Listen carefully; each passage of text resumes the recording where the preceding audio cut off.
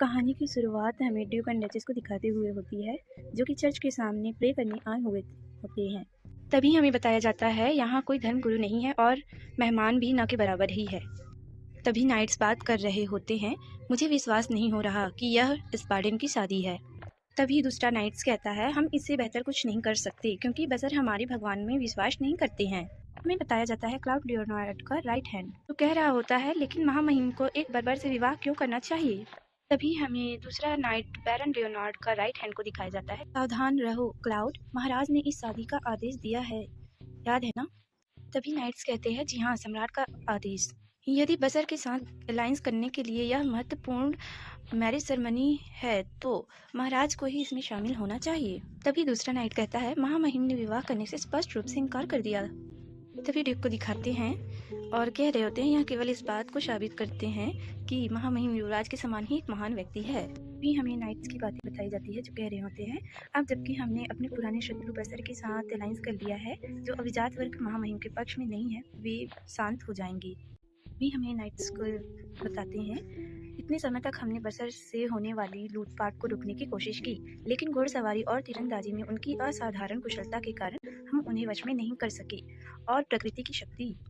तभी नाइट्स बात कर रहे होते हैं, लेकिन बशर तो सिर्फ बर्बरों का एक समूह है जिसने साम्राज्य पर आक्रमण किया और उसे लूटा। मुझे समझ नहीं आ रहा कि महामहिम इस अलायंस के लिए क्यों सहमत हुए। तभी हमें पृष्ठ को दिखाया जाता है, जो कह रहा होता है, और दंपत्ति इसके द्वारा जिम्मेदारियों और कर्तव्यों को पूरा करने का पूर्ण संकल्प लेती हूँ, पति पत्नी के रूप में। इसके बाद बताया जाता है, अब हम अंगूठियों के आदान प्रदान के साथ सेरेमनी को समाप्त करेंगे। बताया जाता है, यह एक ड्यूक की शादी है, लेकिन यहाँ मेहमान बहुत कम हैं। मैंने सुना है कि वे इस समारोह के लिए बहुत जल्दी में थे। हमें बार का सीन दिखाया जाता है, जहाँ बात कर रहे होते हैं, नई डचेस की बदौलत इतना शानदार भोज हमने बहुत लंबे समय से कोई उत्सव नहीं मनाया है। सच कहूँ तो मुझे आश्चर्य हुआ। आपने देखा, डचेस डीडी ने कहा था कि वह बदसूरत है, लेकिन बाद में पता चला कि यह सच नहीं था। मैं सहमत हूँ, उनके बगल में खड़े होने पर भी वह बिल्कुल बेदाग लग रही थी। हमारी डचेस को दिखाती है, जो कि बैठी सोच रही होती है कि वह लेट है। तभी डचेस कहती है, क्या शादी की रात दुल्हन को अकेला छोड़ देना क्रोन समुदाय की एक प्रथा है। सोच रही होती है, सेरेमनी खत्म होते ही वह सीधे अपने ऑफिस के लिए रवाना हो गए। यह बिल्कुल भी अच्छी शुरुआत नहीं है। तभी वह अपनी नौकरानी लैला की बात को याद करते हुए सोचती है, वह काफी आकर्षक है, क्या आपको ऐसा नहीं लगता। आगे उन दोनों के बीच हुई बातचीत को दिखाते हैं। अब आप किसके बारे में बात कर रहे हैं। ऑफ कोर्स, मैं उस आदमी की बात कर रही हूँ जो आपका पति बनने वाला है। कहते हैं वो रक्त और लोहे का योद्धा है, जो अकेले ही किसी राक्षस को मार गिराने में सक्षम है, और साथ ही साथ बेहद आकर्षक भी है, अन्य सुंदर चेहरों वाले कायर और कमजोर पुरुषों के विपरीत। बशर के आदमी सख्त और मजबूत होते हैं, लेकिन उनके चेहरे उनके जैसे प्यारे नहीं होते। मुझे नहीं पता, तुम तो हमेशा मुझे खूबसूरत कहने में जरा भी देर नहीं लगाते थे। ऐसा सिर्फ इसलिए है क्योंकि सुंदरता के आपके मापदंड बशर के मापदंड के बराबर है। क्रोन में आप जैसी नाजुक विशेषताओं और शालीनता वाली महिलाओं को सुंदर माना जाता है। मुझे यह पता है क्योंकि मैं क्रोन से हूँ। जी हाँ लापकिस में पूर्ण शब्दों के लिए धन्यवाद, लेकिन मुझे तुम पर मुश्किल से ही भरोसा है, आपको मुझ पर विश्वास करना होगा। लीला, मुझे उसकी शक्ल सूरत से कोई मतलब नहीं है। सचमुच? तो फिर क्या है। मुझे सबसे ज्यादा किस बात की परवाह है, अगर मैं उसे तर्क कर सकूं तो। तर्क वितर्क करना छोड़ो, मैं उससे कैसे बात करूं जब मैं उसे देख ही नहीं सकती। आज हमारी शादी की रात है। भी हमारी डचेस सोचते हुए कहती है, उसे इतना समय क्यों लग रहा है। वह पेंटिंग यह कमरे के बाकी हिस्सों से मेल नहीं खाता, यह अजीब लगता है। ड्यूक कहता है, उसे मत छुओ। तभी हमारी डचेस कहती है, मुझे माफ करिए, मुझे लगा यह ठीक था। क्या आपका काम पूरा हो गया। अगर आपको थोड़ी देर हो जाए तो मैं आपके ऑफिस आने के बारे में सोच रहा था। ये हमारा ड्यूक कहता है, मैं आपको पहले बताना भूल गया था, हालांकि मैंने तुमसे शादी कर ली है।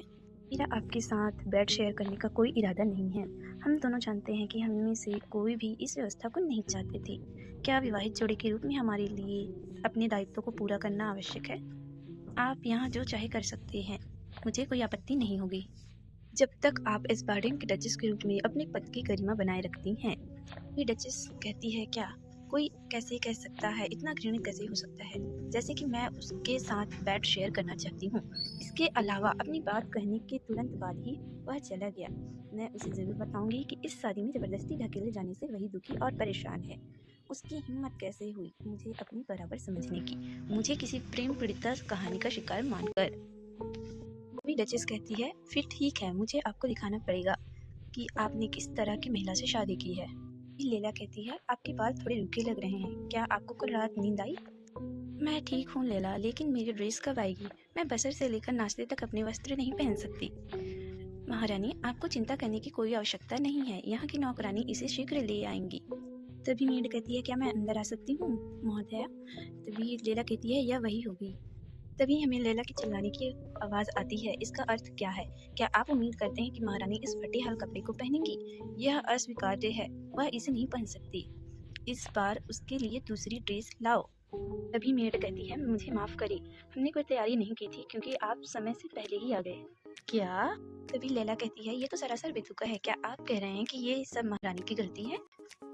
तभी लैला गुस्से में कहती है, महारानी को इस समय ड्यूक के साथ होना चाहिए। तभी मेड कहती है, मैं समझती हूँ। महारानी कहती है, ड्रेस यहीं छोड़ दे, मैं खुद कपड़े पहन लूंगी। तभी मेड कहती है, जी महारानी। तभी लैला कहती है, महारानी आपने उसे जाने क्यों दिया? आपको उसे डांटना चाहिए था। तभी डचेस कहती है, भूल जाओ लैला। सुनकर तो उस पर बिजली ही गिर जाती है। तभी डचेस कहती है, शायद यहाँ के कर्मचारी मुझे डचेस के रूप में स्वीकार नहीं करना चाहते क्योंकि मैंने पहली रात अकेले बिताई। शायद उन्हें लगता है कि मुझे यहाँ बेच दिया गया था। भी डचेस मुस्कुराती है और लैला कहती है, बिल्कुल नहीं, आपको उस नौकरानी से कहना चाहिए कि वह दूसरी ड्रेस लाए। डचेस कहती है, इतनी सारी झंझटों की कोई जरूरत नहीं है, इसके अलावा एक और ड्रेस भी है।